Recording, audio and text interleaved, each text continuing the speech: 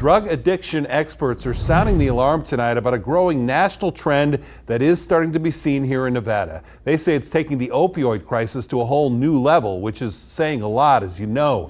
News 3's Andrew Nomura joins us live from North Las Vegas to tell us about what they're calling the zombie drug.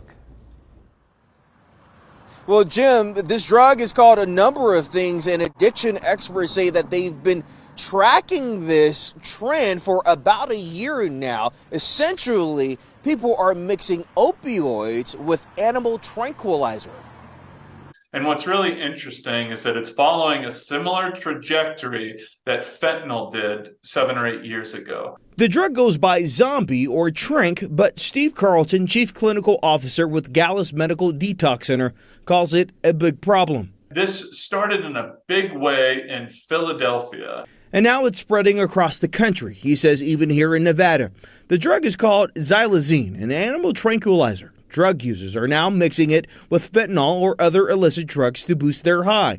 But it has several troubling side effects like wounds, ulcers all over the body. With Xylazine, these wounds can pop up anywhere on the body, and they can be very severe and require lots of medical attention.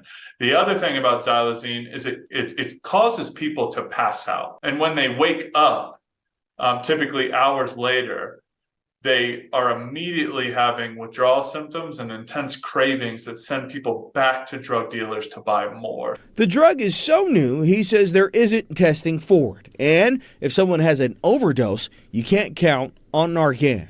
If Xylazine is in that fentanyl supply and the Xylazine is causing that overdose, Narcan won't reverse those effects. And so people can overdose and die from Xylazine because it is a respiratory depressant. Well, the FDA and the DEA have both expressed concern with this trend. Now, Carleton says that probably the best way to combat this is through early detection. Hopefully, we can get a handle on this trend soon. Now, if you are experiencing or struggle with addiction, we actually have a list of some of our recovery centers throughout the valley on our website, news3lv.com. A man is dead after a stabbing on board a RTC bus, and tonight we are learning more about the suspect. Police say 59-year-old Aaron Cole was arrested on the bus 24 hours ago near Paradise and Twain. When officers arrived, they found that victim suffering from multiple stab wounds. That victim pronounced dead at a local hospital. Cole being held without bail on one charge of murder. And this latest crime is not Cole's first run-in with the law. News 3's Kristen Drummond joins us live outside the Clark County Justice Court with the latest. Well, Marie, Cole was scheduled to appear in court this afternoon for that murder charge, but he did not show up because he refused transport. And tonight, we're learning that he was actually in custody a few days prior and then released before this murder.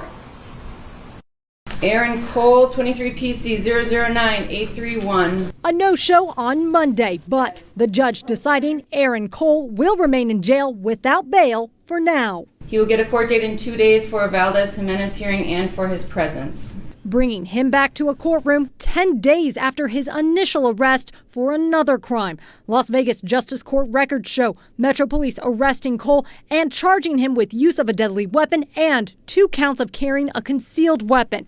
Following a hearing about his bail conditions on Wednesday, which includes no contact with the victim, he was released to a pretrial compliance unit. Specific terms were not laid out in the court records. A few days after that, police say Cole killed a passenger he was arguing with on an RTC bus near Paradise and Twain. Oh, wow. That just really breaks my heart. It really does. Yolanda Traylor uses public transportation sparingly. Not very often, but I thought today was a good day. Why are you here to take the bus? Cheaper than Uber. She notices arguments happen on buses, as does Leroy Rowland, who takes precautions to protect himself. I usually have my knife in my pocket, and I do worry. Yeah, I worry, because it could happen to me. Police not revealing what Cole and the passenger argued about, but it makes Rowland stay alert. Do you ever worry about your safety while on the bus? And yes, I do. I sure do.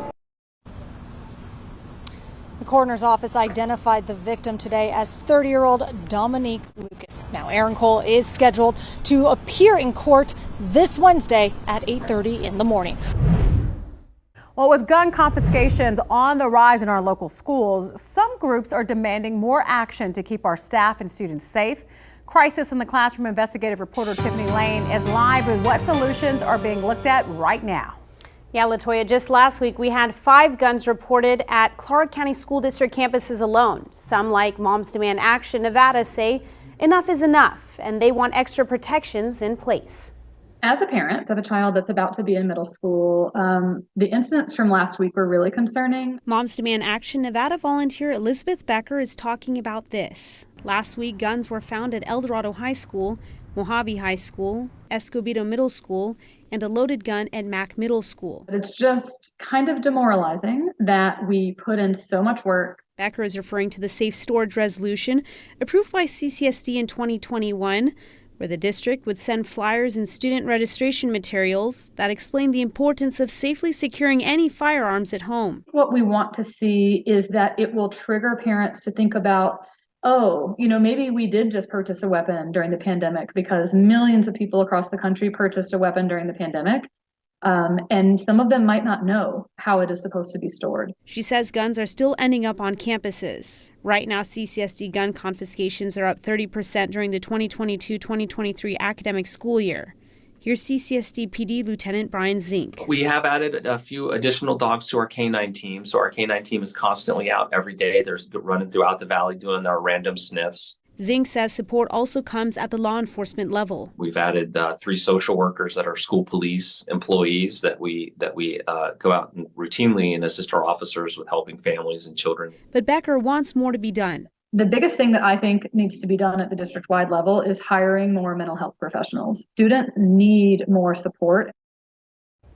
Now here's what CCSD says. When it comes to mental health resources, the district has about 185 school psychologists, 700 school counselors, and 195 social workers. CCSD has allocated over $20 million in American Rescue Plan and/or ESSER funding to support student mental health, including in-person and virtual mental health therapy.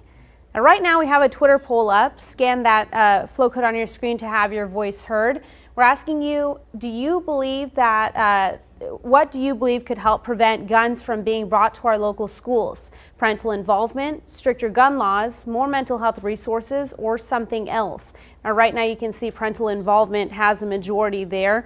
But send me your tips on issues impacting our schools, including gun violence. Whether you're a student, a parent, employee, or concerned community member, you can email schooltips@news3lv.com. You can also scan that flow code on your screen, or you can call 702-805-0489. But LaToya, a lot of discussions about safety in our schools and gun violence right now. Just click below and subscribe to News 3. You'll get more stories that affect your community.